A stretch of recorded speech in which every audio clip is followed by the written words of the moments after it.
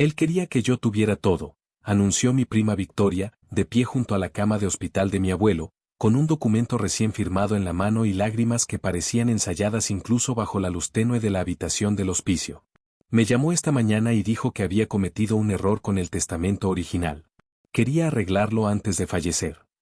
Miré el papel, luego la figura inmóvil de mi abuelo, después la pluma todavía apretada entre sus dedos sin vida, dedos que ya empezaban a ponerse rígidos con esa rigidez particular de la muerte, y el registro de hora en mi teléfono me dijo todo lo que necesitaba saber. Había muerto a las 3:42 de la mañana, y el testamento en manos de Victoria estaba firmado a las 3:58 de la mañana, con la tinta aún fresca, la falsificación todavía caliente. Ella no sabía que yo había estado grabando desde que estacioné el coche. Déjame contarte sobre los 16 minutos entre la muerte y el fraude, y cómo destruí la vida de mi prima con pruebas que nunca vio venir. El abuelo Harold Whitmore tenía 93 años cuando el cáncer finalmente lo alcanzó. Había vivido una vida plena, construyó una empresa constructora desde cero, crió a 4 hijos, enterró a una esposa y se volvió a casar, y acumuló suficiente riqueza como para convertirse en el centro de gravedad de la familia. Su patrimonio estaba valuado en aproximadamente $4.7 millones. La casa familiar, varias propiedades en renta, cuentas de inversión y el terreno donde aún se levantaba su primera oficina de construcción. Su testamento, redactado 7 años antes, dividía todo en partes iguales entre sus nietos. Éramos 8 en total, a cada uno le correspondían aproximadamente $587,000. Partes iguales. Sin favoritismos. A la manera de los Whitmore, como él siempre decía. Victoria nunca aceptó la manera de los Whitmore. Mi prima era la nieta mayor y siempre creyó que merecía más. Decía que era la favorita del abuelo, o eso afirmaba, basándose en la cercanía y la atención. Vivía más cerca, lo visitaba con mayor frecuencia y se había colocado como su cuidadora principal durante sus últimos años. El resto teníamos carreras, familias y distancias que hacían imposibles las visitas semanales. Victoria se aseguraba de recordarnos nuestros fallos. Cada reunión familiar incluía comentarios punzantes sobre cómo ella siempre estaba ahí para el abuelo, mientras que los demás solo aparecíamos en días festivos. Lo que no mencionaba era el arreglo financiero. El abuelo le pagaba $3,000 mensuales por su cuidado, un trabajo que consistía, en su mayor parte, en coordinar con profesionales de verdad y, de vez en cuando, a llevarlo a sus citas. Ya estaba ganando dinero. Quería más. El hospicio llamó a las 2:15 de la mañana. El señor Whitmore ha empeorado, explicó la enfermera. Si la familia quiere despedirse, esta noche sería el momento. Yo vivía a 90 minutos, lo suficientemente cerca para llegar, lo bastante lejos como para arribar después de que ocurriera la mayor parte. Me vestí rápido, empecé a manejar y llamé a mi mamá para avisarle. Victoria ya está ahí, dijo mamá. Ha estado desde ayer. Dijo que el abuelo quería compañía. Algo de eso me incomodó. Victoria nunca fue del tipo que se queda en vela toda la noche. Su cuidado era transaccional, programado, eficiente. Pasar la noche junto a la cama no era su estilo. Encendí la grabadora de voz cuando entré al estacionamiento del hospicio. No sé por qué, tal vez instinto, o la inquietud que venía creciendo desde que mamá mencionó la devoción inusual de Victoria. Ya me había quemado con la familia antes. Documentar se había vuelto un hábito. El hospicio estaba en silencio cuando llegué a las 4:07 de la mañana. Caminé por los pasillos vacíos, pasé junto a la estación de enfermería donde una sola persona revisaba papeles, y me dirigí al cuarto del abuelo al final del corredor. La puerta estaba entreabierta. La voz de Victoria se escuchaba en el pasillo. Lo firmó justo antes de fallecer.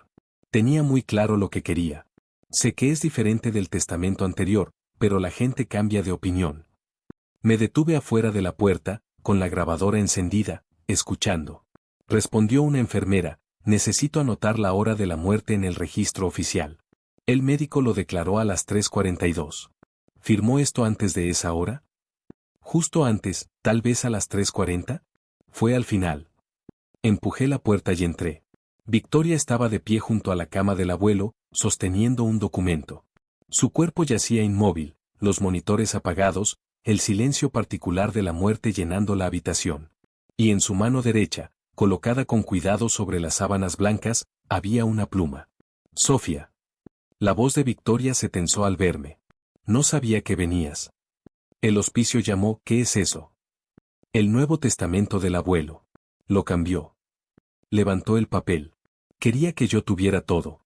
Dijo que había cometido un error al dividir las cosas en partes iguales. Miré el testamento. Luego el cuerpo de mi abuelo. Luego la pluma en su mano muerta. ¿Cuándo firmó esto? Justo antes de fallecer. La enfermera dijo que murió a las 3:42. Fue justo antes de eso.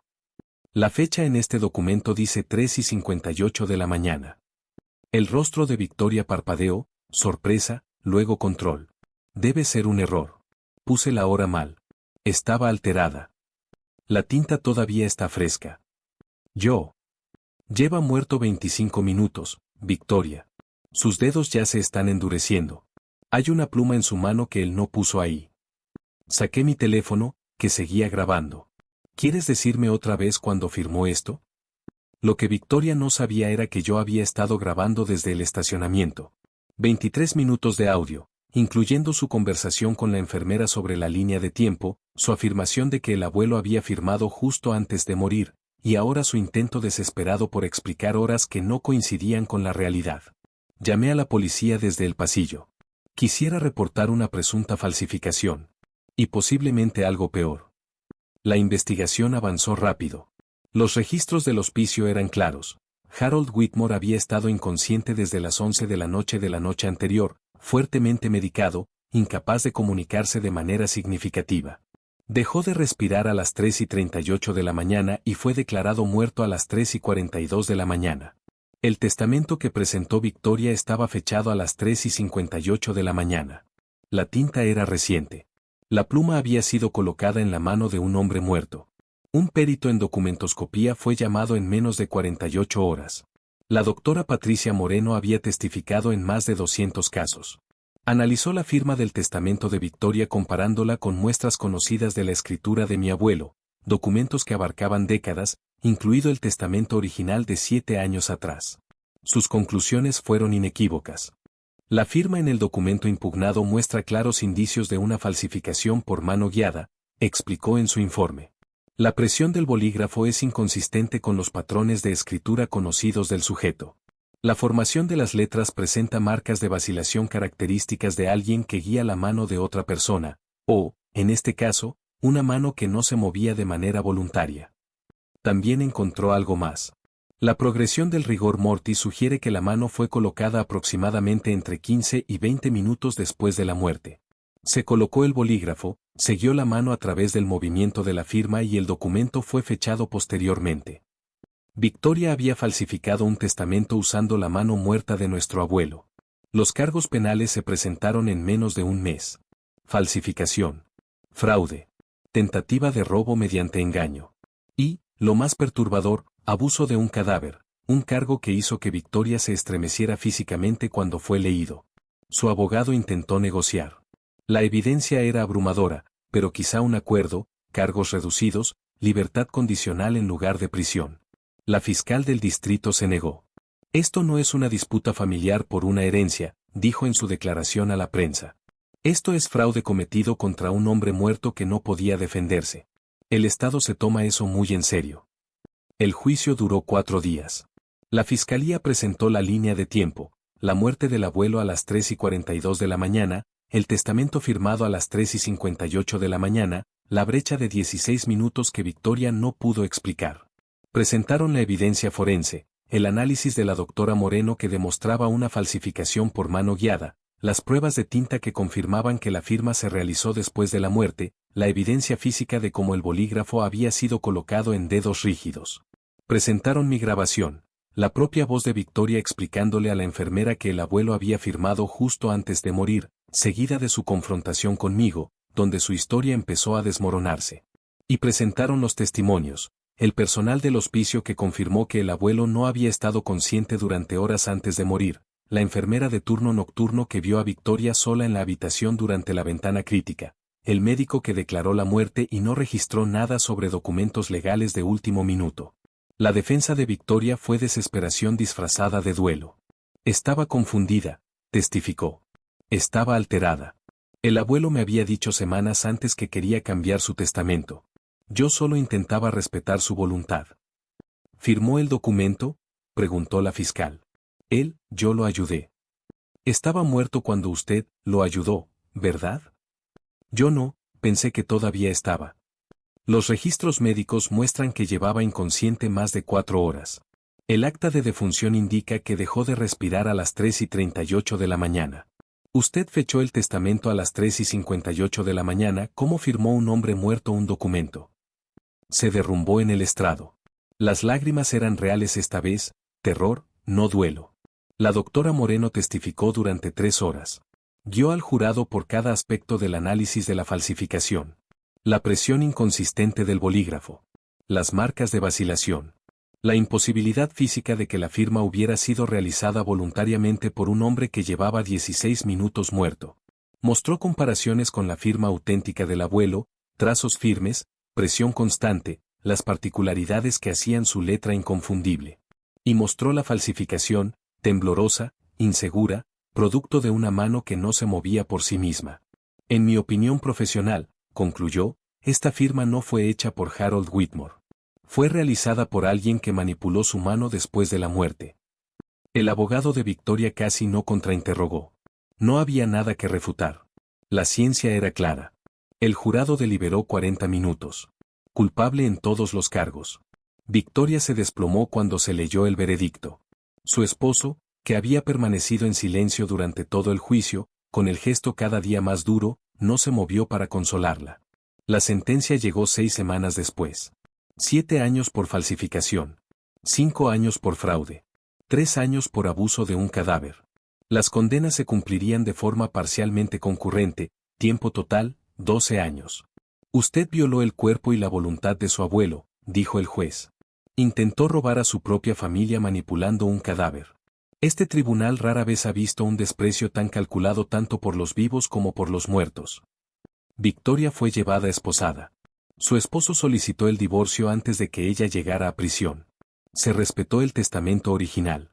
La herencia del abuelo se dividió en partes iguales entre 8 nietos, exactamente como él lo había dispuesto. Cada uno recibió aproximadamente $587,000, dinero que ayudaría con hipotecas, educación y futuros que él quería apoyar. La parte de Victoria fue colocada en un fideicomiso, administrado por un tutor designado por el tribunal hasta su liberación. Eventualmente la recibirá. El abuelo habría querido eso, pese a todo. Él creía en la familia. Incluso cuando la familia le falló. A veces visito su tumba. Le cuento sobre el juicio, sobre la justicia que se hizo, sobre las reuniones familiares que ahora son más tranquilas pero, de algún modo, más honestas. Le digo que su voluntad fue respetada, que su legado no fue robado, que la manera de los Whitmore sobrevivió a su muerte. No sé si escucha. No sé si hay algo que escuchar. Pero se siente correcto hablarle, mantenerlo al tanto de la familia que construyó, amó y en la que confió. Merecía algo mejor de lo que Victoria intentó hacer. Todos lo merecíamos. La grabación que hice esa noche se conserva. Ya no como evidencia, ese propósito ya se cumplió. Sino como un recordatorio. De lo rápido que puede traicionarse la confianza.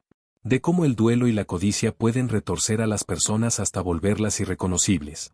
De por qué documentar importa, incluso cuando no sabes que lo vas a necesitar. Empecé a grabar porque algo se sentía mal. Seguí grabando porque esa sensación empeoró. Y cuando Victoria afirmó que nuestro abuelo muerto había firmado un documento 16 minutos después de su último aliento, yo tenía la prueba de que sus mentiras eran exactamente eso. El abuelo solía decir que el carácter es lo que haces cuando nadie te está viendo. Victoria creyó que nadie la estaba viendo. Pensó que el hospicio estaba vacío, que la familia estaba lejos, que la oportunidad era perfecta. No sabía que había estacionado mi coche con una grabadora encendida. No sabía que la tinta seguiría fresca cuando llegué. No sabía que los 16 minutos entre la muerte y la falsificación se convertirían en los 16 minutos que destruyeron su vida. El carácter es lo que haces cuando nadie te observa. Y las grabaciones capturan el carácter a la perfección.